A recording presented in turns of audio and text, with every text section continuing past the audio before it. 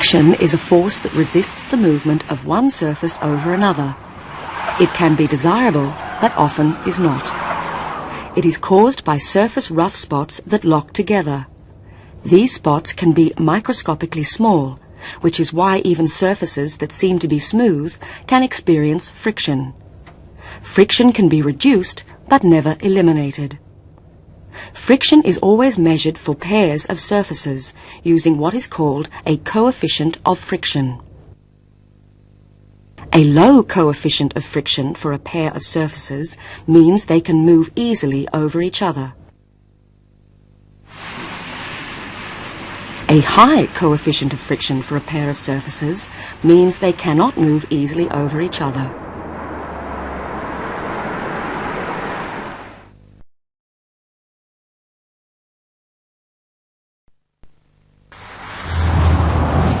An engine that is quite powerful may not be designed to produce its maximum power over long periods. A petrol engine in a car may give good acceleration in short bursts, but it can overheat or fail if it's operated at maximum speed and power for too long. A heavy-duty diesel engine in a large truck is designed to operate near or at its maximum speed and load for long periods without damage. Many diesels will suffer if they are run on light loads or at low speeds for too long. One way to describe the power range of an engine is to give its load and speed as an average over a certain period. This is stated as a percentage and is called load factor. An engine required to operate at maximum power over 10 hours is said to have a load factor of 100%. Using that as a standard, most car engines would operate at only about 20 to 30%.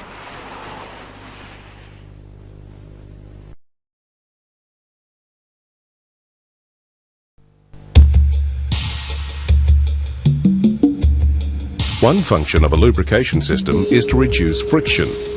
Friction occurs between all surfaces in contact. When moving surfaces come together, friction tends to slow them down. Sometimes that's just what's wanted. Friction can be useful. But it can also cause serious damage. It can make metal parts so hot they melt and fuse together. When that happens, an engine is said to have seized. How long an engine lasts depends to a large extent on how well it's lubricated, especially at the points of extreme loading. So lubrication reduces unwanted friction and controls it where it is useful. It reduces wear on moving parts. Clearances fill with oil so that engine parts move or float on layers of oil instead of directly on each other. Much less power is needed to move them, and that's a plus. It helps cool an engine. It collects heat from the engine, then returns to the sump where it cools. It helps absorb shock loads. A power stroke can suddenly put as much as 2 tons force on main bearings. Layers of oil cushion this loading. Oil is also a cleaning agent. It collects particles of metal and carbon and carries them back to the sump. Larger pieces fall to the bottom.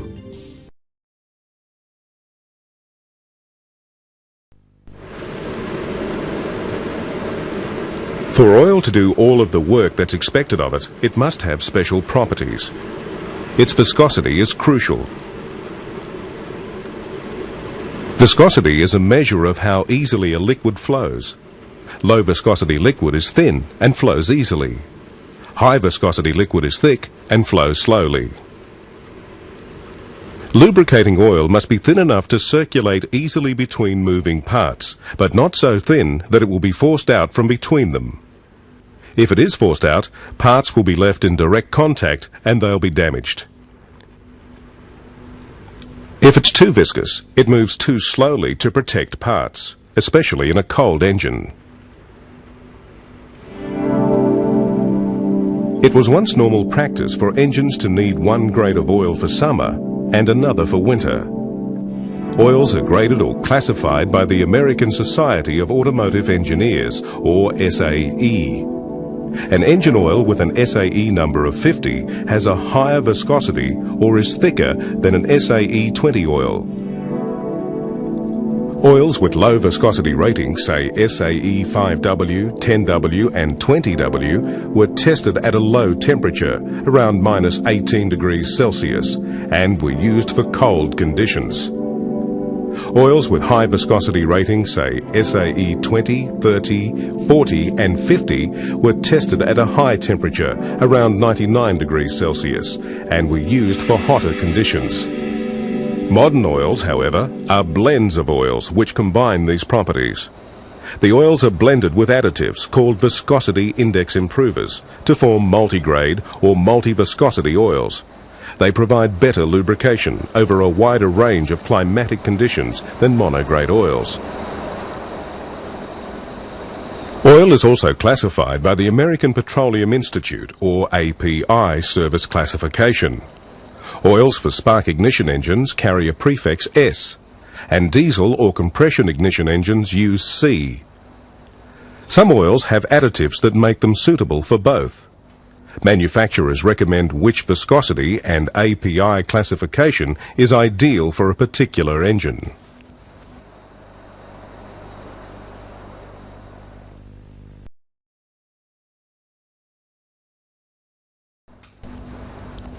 Special chemicals called additives are added to the base oil by the oil companies.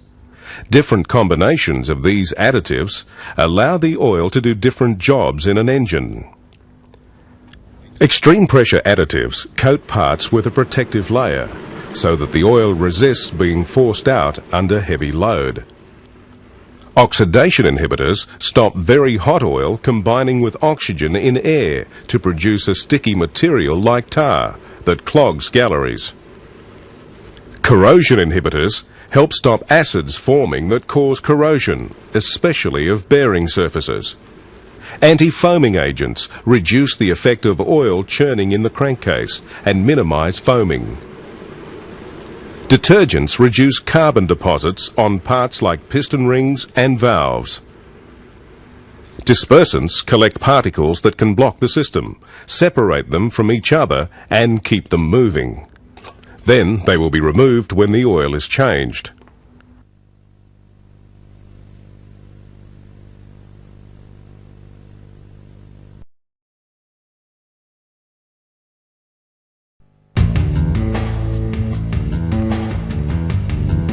Most small four-stroke petrol engines use what is called splash lubrication. On horizontal crankshaft engines, a dipper on the bottom of the connecting rod scoops up oil from the crankcase for the bearings. In this engine, it is also able to splash oil up to the valve mechanism. Alternatively, an oil slinger can be driven by the camshaft. A similar system is used in most small vertical crankshaft engines. Oil is also splashed up to the valve mechanism.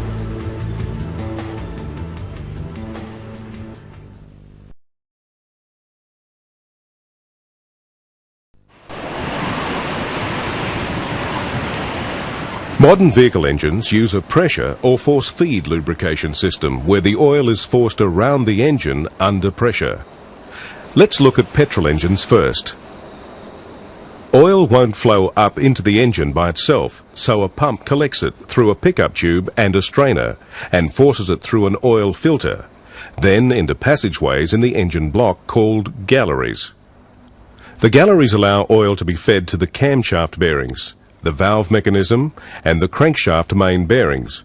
Holes drilled in the crankshaft webs allow the main bearings to supply oil to the big end bearings. After circulating through the engine, the oil falls back to the sump to cool.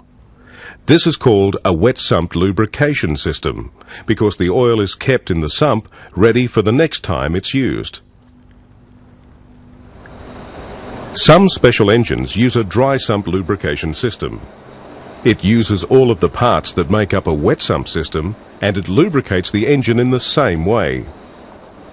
It differs from the wet sump system in the way the oil circulates. In a dry sump system, the oil falls to the bottom of the engine into an oil collection pan. A scavenge pump then pumps it to an oil tank where it is stored until the normal oil pump collects it and pumps it through the filter and engine in the normal way. Because there is no oil storage sump under the engine can be mounted much lower than in a wet sump system. The oil tank can be positioned away from the engine where it can get best cooling, and the amount of oil in the system can be much greater than in a wet sump system. Diesel engines are lubricated in much the same way as petrol engines, but there are differences. Diesel engines typically operate at the top end of their power range, so their operating temperatures are usually higher than those in similar petrol engines, so the parts in diesel engines are usually more stressed. As a result, diesel oils need a different range of properties and are classified differently. It's common for some diesel engines to use an oil cooler to cool the oil in the engine. The cooler and oil filter are usually on the same mounting on the cylinder block.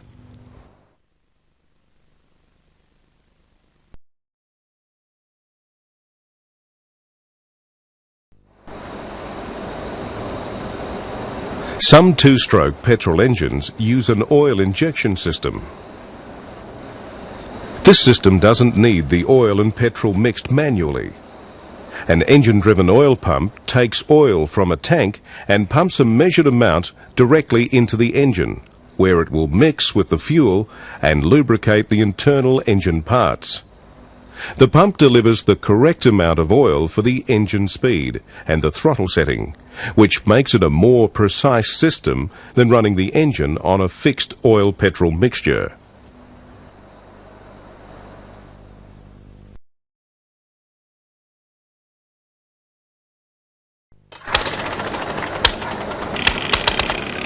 Most two-stroke petrol engines use a set petrol oil mixture for lubrication.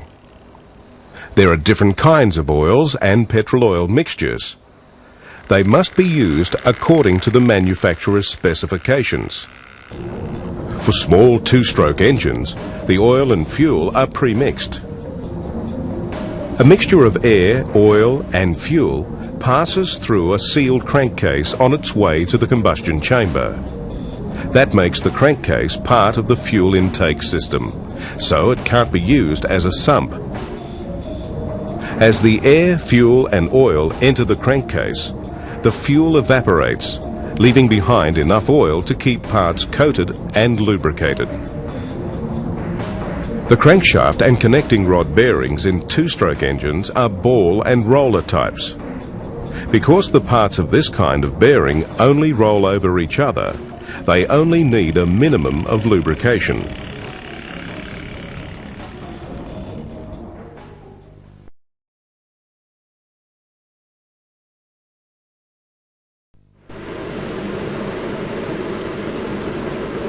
Let's look at the rotary engine lubrication system. Its main lubrication system is similar to that of a four-stroke petrol engine. An oil pump picks up oil from the oil pan through a strainer and delivers it to an oil cooler on the front of the engine. The oil cools, then enters the oil filter at the rear of the engine. A regulator valve controls the oil pressure in the system. The oil goes onto the main bearings and rotor bearings and is sprayed into rotor cavities. Along the way, it absorbs heat, then returns to the oil pan. A bypass valve at the end of the eccentric shaft helps the engine warm up.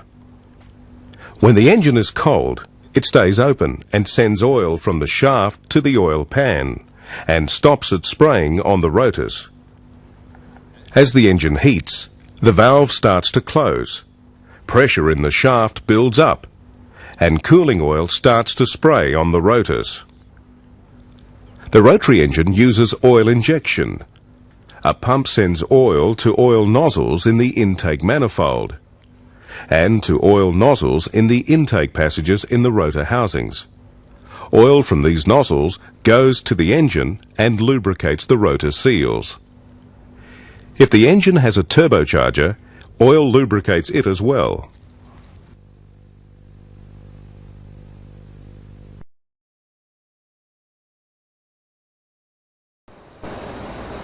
This section examines the sump. The sump is bolted to the engine under the crankcase. It is a reservoir or storage container for the engine lubricating oil and a collector for oil returning from the engine lubricating system. The sump can be formed as a thin sheet metal pressing and shaped to ensure that oil will return to its deepest section. The oil pickup tube and strainer are located in this deep section to ensure they stay submerged in oil and to prevent air being drawn into the oil pump.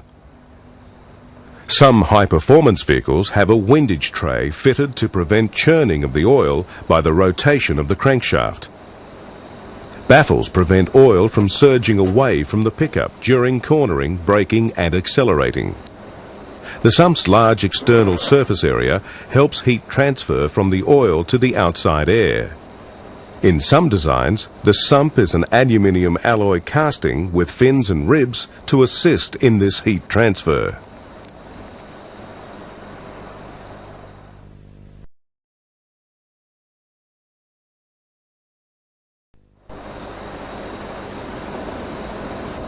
The oil collection pan is part of the dry sump system which is used in some motorcycles. It replaces the sump in the wet sump system, but it is much smaller. It collects the oil after it is circulated through the engine and directs it to the pickup strainer on the scavenge pump. Since no oil is stored in the engine in this system, a dipstick that is normally used to check oil levels in the sump is not needed.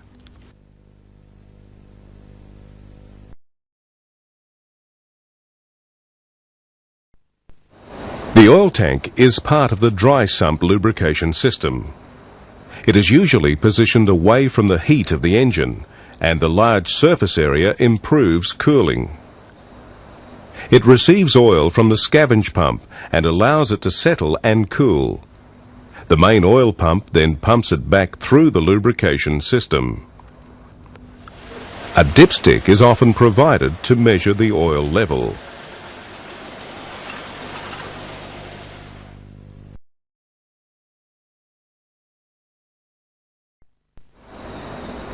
Between the sump and the oil pump is a pickup tube with a flat cup and a strainer immersed in the oil. The strainer stops large particles of dirt and carbon entering the pump and damaging it. The pickup tube leads to the inlet of the oil pump on the low pressure side of the pump.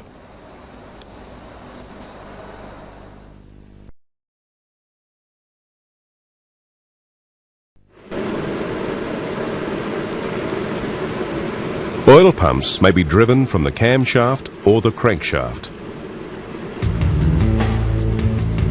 In a rotor-type oil pump, an inner rotor drives an outer one. As they turn, the volume between them increases. This larger volume lowers the pressure at the pump inlet. Outside atmospheric pressure is then higher.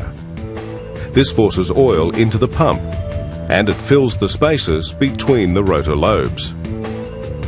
As the lobes of the inner rotor move into the spaces in the outer rotor, oil is squeezed out through the outlet. The crescent pump uses a similar principle. It is mounted on the front of the cylinder block.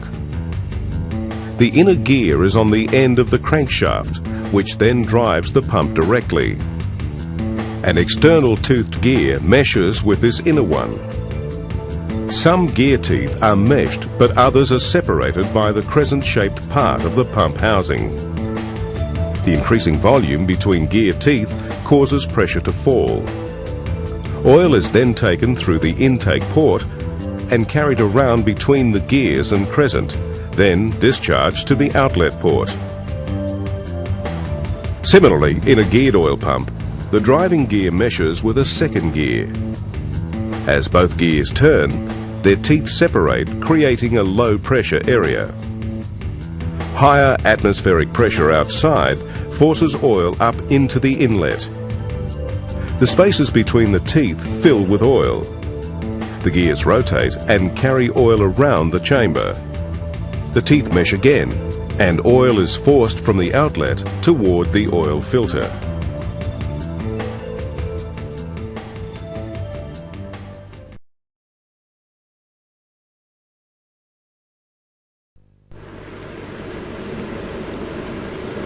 A normal pump is capable of delivering more oil than an engine needs. It's a safety measure to ensure the engine is never starved for oil. As the pump rotates and engine speed increases, the volume of oil delivered also increases. The fixed clearances between the moving parts of the engine prevent oil escaping back to the sump, and pressure builds up in the system. An oil pressure relief valve stops excess pressure developing. It's like a controlled leak, releasing just enough oil back to the sump to regulate the pressure of the whole system.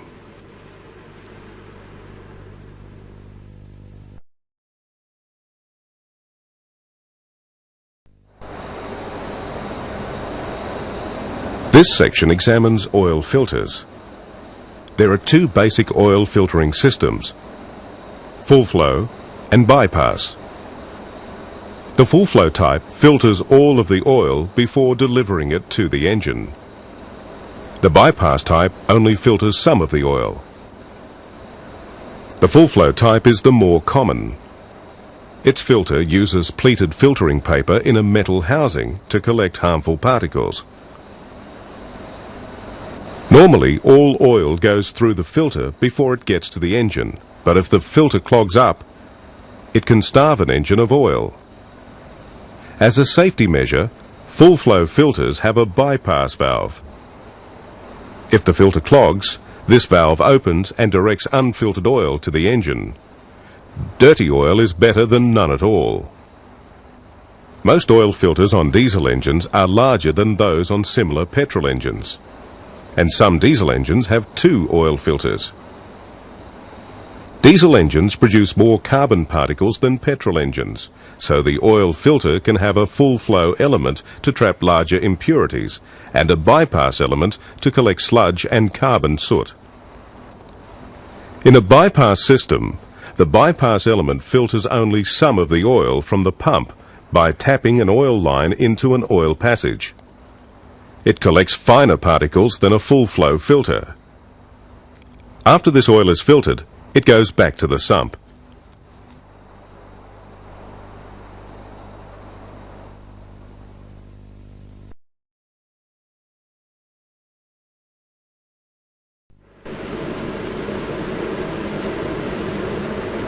Pistons, rings and pins are lubricated by oil thrown onto the cylinder walls from the connecting rod bearings. Some connecting rods have oil spurt holes. These holes are positioned to receive oil from similar holes in the crankshaft. Oil can then spurt out at the point in the engine cycle when the largest area of cylinder wall is exposed. It lubricates the walls and gudgeon pin, and also cools the underside of the piston. Oil feeds to the cylinder head, and through a gallery to the camshaft bearings and valve train. As well as lubricating these moving parts, it also gathers heat from the engine, so its temperature keeps rising. Finally, it drains back to the sump to cool and start again.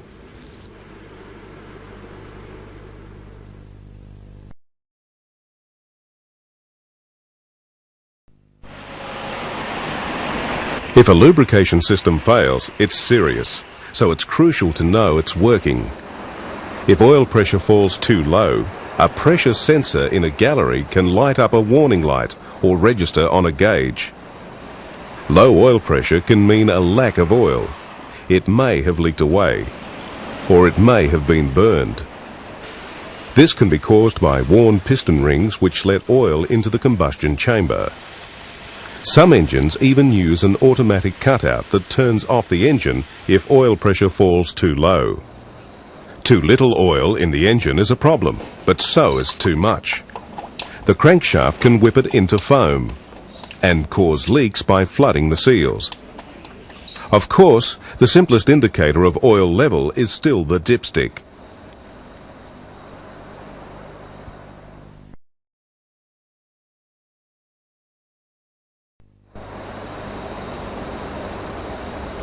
Engines which operate under severe conditions may use an oil cooler to cool the oil in the engine.